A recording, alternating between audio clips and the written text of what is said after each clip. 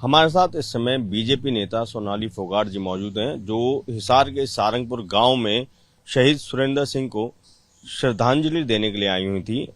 Ma'am, ये मौका तो नहीं है आपसे सवाल करने का, लेकिन मैं सवाल कर रहा हूं कुलदीप बिश्नोई जी को लेकर, क्योंकि जब आप श्रद्धांजलि देने पहुंचे थे तो वो भी वहां मौजूद थे। आप दोनों में बातचीत भी हुई थी, तो दोनों ने एक दूसरे को चाय के लिए निमंत्रण दिया था। तो उसके पीछे क्या मैं समझ सकता हूं, क्योंकि ये आशंका जताई जा रही है कि वो जल्दी बीजेपी ज्वाइन कर सकते हैं। देखिए, ये तो उनका बातचीत चल रही है, सब लोगों से मिलना भी हुआ है। कब ज्वाइन कर रहे हैं इसका मुझे पता नहीं है, लेकिन ये बातचीत लगभग 2-3 महीने से पहले से ही चल रही है उनकी बातचीत। तो ये तो सभी लोगों को क्लियर है अभी। तो मैम, उनके आने से आपका रुख क्या रहेगा, क्योंकि आप और वो दोनों एक दूसरे के प्रतिद्वंदी रहे हैं अभी जो विधानसभा चुनाव हुए थे, तो उसको लेकर आपका क्या कहना है? और क्या अगर वो आते हैं, पार्टी के जो आला कमान है वो इसकी मंजूरी दे तो आप स्वागत करेंगे? देखिए, कुलदीप जी तो हमेशा यहीं के ही हैं और विधायक भी हैं यहाँ से। लेकिन मैं पहले भी क्लियर कर चुकी हूँ कि मेरे को भारतीय जनता पार्टी से यहाँ से चुनाव लड़वाया है और मेरी जिम्मेदारी बनती है यहाँ के लोगों के प्रति काम करना, उनको सहयोग करना। तो वो मैं अपनी जिम्मेदारी पूरी तरह से निभा रही हूँ। और आप देख रहे होंगे कि मेरा 20 दिन का बाहर का आउट ऑफ इंडिया मैं थी किसी कार्यक्रम को लेके, और मैं जैसे ही मैं आई हूँ अपनी विधानसभा क्षेत्र में हूँ और मैं लोगों से मिल भी रही हूँ, आपने देखा होगा।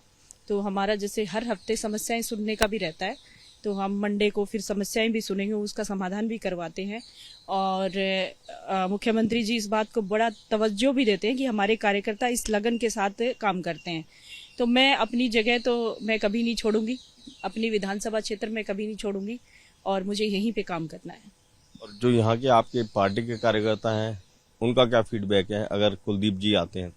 देखिए, उन्होंने जब भी यहाँ से किसी ने चुनाव लड़ा तो वो चुनाव लड़ने के बाद से चले जाते थे। शायद लोगों के बीच उनका इतना तालमेल नहीं होता था, लेकिन मुझे जब लोगों ने कहा कि चुनाव लड़ने के बाद आप चले मत जाना, आप एक्टिंग फील्ड से हो, आप बॉम्बे रहने लग जाओगे, ये है वो है, तो मैंने उन लोगों से वादा किया था कि मेरे को पार्टी ने जब चुनाव लड़वाई दिया तो इस विधानसभा के प्रति मेरी जिम्मेदारी बनती है कि मैं इन लोगों को संभालूं। और वो मैंने किया भी और लोगों ने देखा, उन्होंने मेरे अंदर वो अपनापन पाया। और एक परिवार की तरह मेरा जो संगठन है, हमारे जो कार्यकर्ता साथी है एक परिवार की तरह रहते हैं और मैं उनका हौसला नहीं टूटने दूंगी। मैं उनके बीच से कभी जाने वाली नहीं हूँ। मैम, एक सवाल ये, क्योंकि आज सुबह से ही काफी बारिश भी हुई, अ, अंतिम संस्कार से कुछ देर पहले बारिश थमी थी, लेकिन हमने जो नोट करा वो ये कि गांव हो या फिर आदमपुर का ये इलाका हो, कहीं ना कहीं जल भराव की समस्या यहाँ देखने को मिली है। तो उसको लेकर क्या कभी स्थानीय लोगों ने, हालांकि आप विधायक नहीं है, फिर भी क्या आपसे कोई शिकायत? बिल्कुल, मैंने खुद देखा। जब मैं जिस दिन टिकट लेके मैं यहाँ पहुंची थी उस दिन बहुत बारिश थी और घुटने घुटने तक पानी था। तो मैं उससे पहले इस विधानसभा क्षेत्र में मैंने काम नहीं किया था और मैंने उन लोगों से उसी दिन वादा किया था कि मुझे ये जिम्मेदारी जो मिली है यहाँ के प्रति, वो उसको सबसे पहला काम मुझे ये लगता है कि ये यहाँ पे पानी खड़ा क्यों रहता है।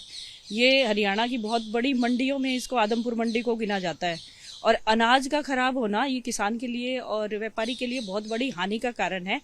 तो हमने अभी कुछ एक दिन पहले ही, जैसे पिछली बारिश हुई थी, तब हमने यहाँ पे मंडी के अंदर बोरिंग जो करवा के यहाँ पे 4 बोर जो करवाए और उसके अंदर सालों से वो बंद पड़े थे, ब्लॉकेज था। एक विधायक की जिम्मेदारी बनती है कि यहाँ के लोगों को क्या असुविधा हो रही है उसको देखे और उसको तुरंत प्रभाव से उनको करवाना चाहिए, लेकिन कभी हुआ ही नहीं।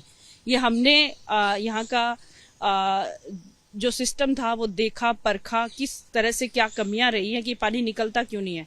तो उसके लिए पूरी प्लानिंग की है। पब्लिक हेल्थ डिपार्टमेंट के एससी एक्सियन से मिलके मैंने लगातार हम लोगों ने वो तैयारियां की। फिर मुख्यमंत्री जी के पास हमने बराबर वो कागज भिजवाए, वो सारी चिट्ठियां, वो सारी चीज मेरे पास प्रूफ है कि मैंने क्या क्या चीजें मैंने किया। और यहाँ आदमपुर की जनता भी जानती है कि सही मायने में वो काम करवा रही है। और अभी 20 लाख रुपया अभी परसों रिलीज हुआ है, जो उसकी चिट्ठी मेरे पास भी है अभी भी। ये जब मुझे पता चला कि आप लोग आने वाले हैं, क्योंकि ये हमेशा से ही हमारे कुलदीप जी का रहता ही है कि काम कोई करवा ले पर उनका श्रेय लेने के लिए वो हमेशा बोल देते हैं कि ये मैंने करवाया है। तो ये मैंने चिट्ठी जो लिखी है, ये 23/6 को मैंने चिट्ठी लिखी हुई है कि तुरंत प्रभाव से एक राशि रिलीज की जाए, क्योंकि बारिश का मौसम आ गया है और बारिश के मौसम में जो यहाँ पे करोड़ों रुपए का जो अनाज है वो खराब हो जाता है, वो उसको ठीक ढंग से मेंटेन हो पाए और यहाँ के लोगों को जो असुविधा है पानी भरने से वो ठीक हो पाए। तो ये राशि भी आई है। और वो जो मंडी वाला सिस्टम है वो पहले ही हम करवा चुके हैं। गेट पे हमने ब्रेकर बनवाए बड़े, ताकि बाहर का जो रोडों का पानी मंडी के अंदर ना आ सके।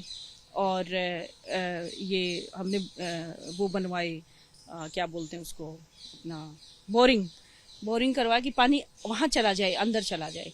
तो ये सिस्टम हम पहले ही करवा चुके हैं और इस तरह के बहुत सारे काम हैं जो ये आदमपुर मंडी को लेके मैंने करवाए।